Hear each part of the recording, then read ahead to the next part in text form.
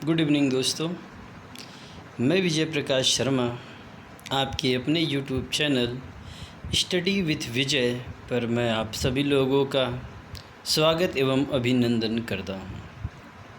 साथियों, मित्रों, दोस्तों, आप लोगों को मैंने हिंदी में 3 चैप्टर पढ़ा चुके हैं और चौथा चैप्टर आज हम लोग शुरू करने जा रहे हैं। और ये चैप्टर है मेरा विराम चिन्ह। विराम चिन्ह बहुत छोटा छोटा, मतलब हर एक एग्ज़ाम में 1-2 क्वेश्चंस आ जाते हैं। सिंबल बना रहेगा या नाम लिखा रहेगा, उसका सिंबल पता करना रहता है। ज़्यादा करके ये यूपी पुलिस, यूपीएसआई में इस टाइप के क्वेश्चंस आते हैं। तो क्या क्या होते हैं, कैसे होते हैं, आज हम उसको पढ़ेंगे और समझेंगे। ये आज विराम चिन्ह ख़त्म कर देंगे इस वीडियो में। बस आप लोग थोड़ा से धैर्य बनाए रखिए और इस वीडियो को देखते रहिए। हाँ दोस्तों, एक चीज़ आप लोगों से रिक्वेस्ट कर रहे हैं कि आप लोग अपने इस चैनल स्टडी विथ विजय को लाइक, शेयर और सब्सक्राइब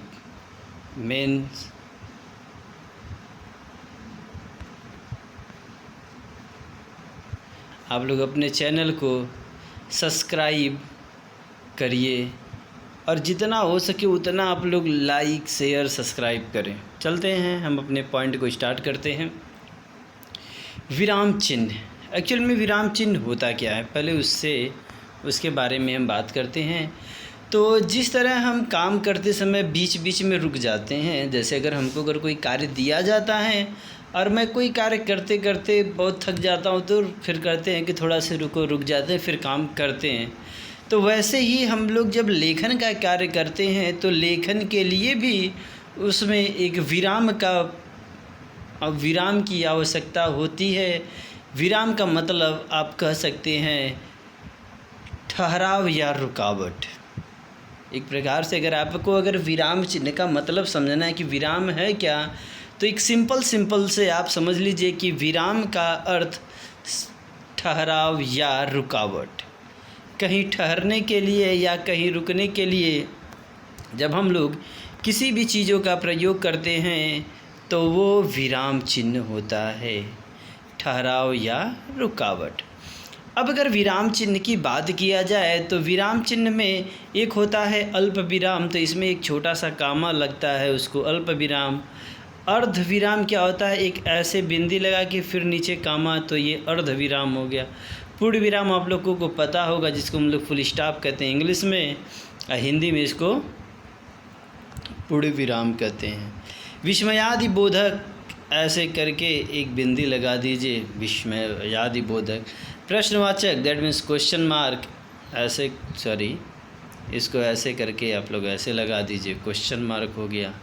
फिर उसके बाद की बातें की जाए तो प्रश्नवाचक के बाद निर्देशक चिन्ह, तो माइनस का सिंबल आप लोग लगा देंगे तो वो निर्देशक चिन्ह हो जाएगा।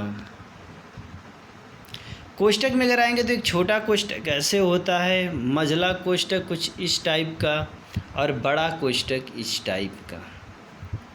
ये बड़ा कोष्टक, ये छोटा कोष्टक और ये आपका मझला कोष्टक।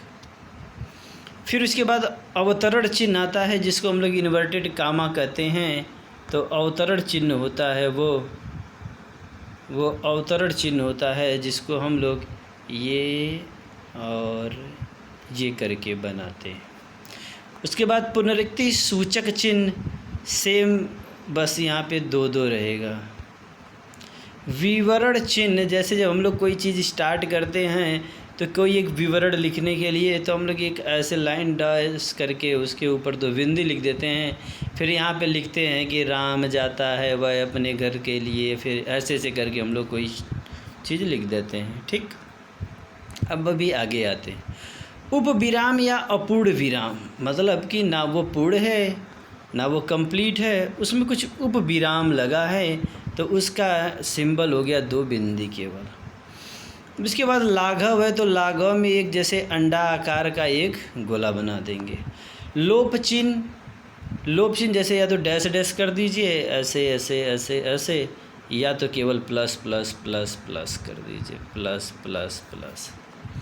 उसके बाद पाद चिन्ह, देखिए ये बहुत इम्पॉर्टेंट है दोस्तों। पाद चिन्ह केवल ऐसे लग जाएगा, माइनस का सिंबल, पाद चिन्ह हो गया। दीर्घ उच्चारण चिन्ह है, इसको जैसे कि हम लोग रामायण में इसको ज़्यादा देखते हैं। इसको बनाना बहुत आसान है, ऐसे करिए फिर ऐसे करके घुमा दीजिए, ऐसे बनाइए। इसको हम लोग कभी कभी उल्टा 5 बोलते थे। फिर पाद चिन्ह आता है तो ये डिवाइड का सिंबल होता है। फिर हास्य या हंस पाद या त्रुटि विराम चिन्ह, तो ये तो आप मैथ में इसको पढ़ते होंगे। जब हम लोग कभी कभी कंप्यूटर पे टाइपिंग करते हैं 2 का स्क्वायर, तो उसको ऐसे करके हम लोग ऐसे लिखते थे, तो ये चिन्ह ले लीजिए, वहाँ से याद कर लीजिए। अब आते हैं एक एक को हम डिटेल में पढ़ेंगे। अभी थोड़ा सोचिए, अभी 2-3 और हैं।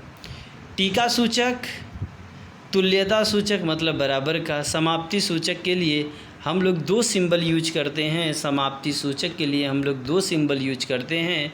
एक या तो गोला बना के ऐसे कर देंगे तो कह जाएगा ख़त्म, या ऐसे कर देंगे तो वो समाप्त माना जाता है। चलते हैं आगे।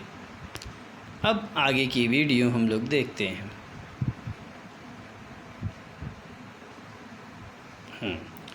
विराम चिन्ह है क्या चीज़? भारत में हिंदू मुस्लिम सिख और ईसाई सभी पर समान नागरिक संहिता लागू होती है। यदि वाक्यों के मध्य किंतु परंतु अतः इसलिए तथापि क्योंकि आदि अवयवों का प्रयोग होता है तो वहाँ पे विराम चिन्ह लगाया जाता है। वहाँ पे क्या चिन्ह लगाया जाता है? विराम चिन्ह। जैसे वह गरीब है पर बेईमान नहीं, मतलब अब देखिए बीच में गरीब है तो कामा लगा है।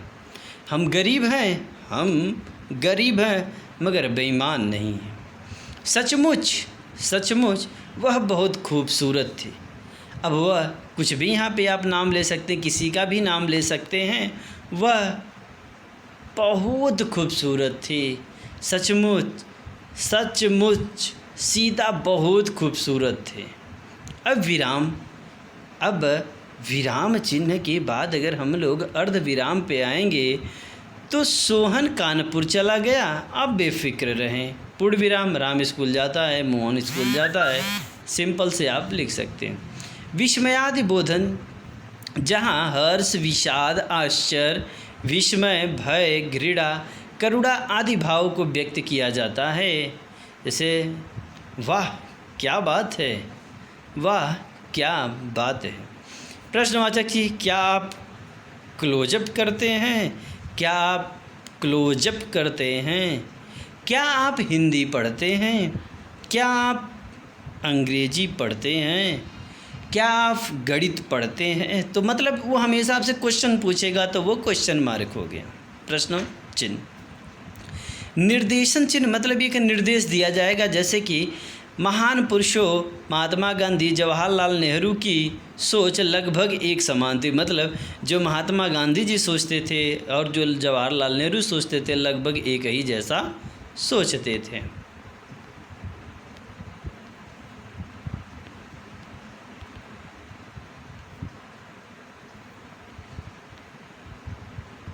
उसके बाद बात किया जाए तो कोष्टक की बात करें अगर हम, तो कोष्टक में बहुत ज़्यादा तो है नहीं, मगर तब पर भी हम लोगों को तो पढ़ना है। नेताजी सुभाष चंद्र बोस ने आज़ाद हिंद फौज का गठन किया। कोष्टक में देखिए लिखा है नेताजी सुभाष चंद्र बोस। नेताजी ने आज़ाद हिंद फौज का गठन किया। ब्रैकेट में लिख सकते हैं कि कौन नेताजी थे? अरे नेताजी सुभाष चंद्र बोस थे। जो कौन थे? जो आज़ाद हिंद फौज का गठन किए थे। अवतरण चिन्ह कामायनी जयशंकर प्रसाद की रचना है। अब यहाँ पे अब कामायनी की जगह लम्ही में इसी वाराणसी में हमारे जन्म में, वाराणसी में भी बहुत से विद्वान हुए, तो उसी में जयशंकर प्रसाद जी ने कामायनी लिखी। अब देखिए ये मुंशी प्रेमचंद्र जी हमारे वाराणसी में हैं, जिन्होंने बहुत सी रचना लिखी है। गोदान, मुंशी प्रेमचंद का बहुत अच्छी स्टोरी है, गोदान इन्होंने लिखी है। फिर पूस की रात, तमाम प्रकार के लिखी है। तो यहाँ पे अब गोदान मुंशी प्रेमचंद की रचना है। पुनरुक्ति सूचक चिन्ह मतलब तिलक ने कहा था, तिलक ने, बाल गंगाधर तिलक ने कहा था, स्वराज मेरा जन्म सिद्ध अधिकार है, मैं इसे लेकर रहूँगा। तिलक, बाल गंगाधर तिलक ने कहा था, क्या कहा था ये देखिए, ऐसे लगा है ना, क्या? स्वराज मेरा जन्म सिद्ध अधिकार है, मैं इसे लेकर रहूँगा। लाघव चिन्ह यूपी, USA, ये हो गया लाघव चिन्ह का। अब आते लोप चिन्ह, ये समझिएगा। सभी जानते हैं कि मैं तुमसे बहुत प्यार करता हूँ और तुम हो कि डैश। अब यहाँ पे आगे लोप हो गया कि अब तुम क्या हो, कैसे हो, ये हमें नहीं पता, ये तुम खुद अपने से सोच लो।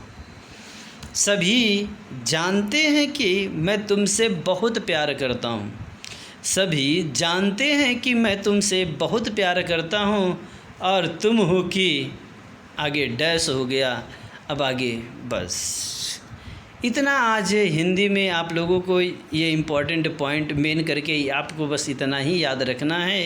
ये 20 पॉइंट जो मैंने बनाया है, 20 चिन्ह जो हैं, यही आपको समझना है और इसी को आपको अपने दिमाग में रखना है कि अल्प विराम क्या होता है, अर्ध विराम क्या होता है, सब एक चिन्ह को आप लोगों को याद रखना है। एक बार हम फिर से इस चिन्ह को रिपीट कर देते हैं। अल्प विराम चिन्ह, अर्ध विराम चिन्ह, पूर्ण विराम, विस्मयादि बोधन, प्रश्न व चिन्ह, निर्देशक चिन्ह। कोष्टक में आप 3 कोष्टक याद करेंगे, छोटा कोष्टक, मझला कोष्टक और बड़ा कोष्टक। उसके बाद अवतरण चिन्ह, पुनरुक्ति चिन्ह, विवरण चिन्ह, उपविराम या अपूर्ण विराम चिन्ह, लाघव चिन्ह, लोप चिन्ह, पाद चिन्ह, दीर्घ उच्चारण चिन्ह, पाद बिंदु, हंस पाद या त्रुटि विराम। उसके बाद टीका सूचक, तुल्यता सूचक और समाप्ति सूचक। आप इस ट्रिक के सिंबल को आप कोशिश करिए कि 1 से 2 बार इस वीडियो को आप देखेंगे और केवल आप देखिए, आपको नोट्स नहीं बनाने की ज़रूरत है। बस आप इस वीडियो को जितना हो सके उतनी बार देखिए। अब जितनी बार देखेंगे आपको नोट्स बनाने की ज़रूरत नहीं होगी, बस आपको ऐसे ही लर्न हो जाएगा।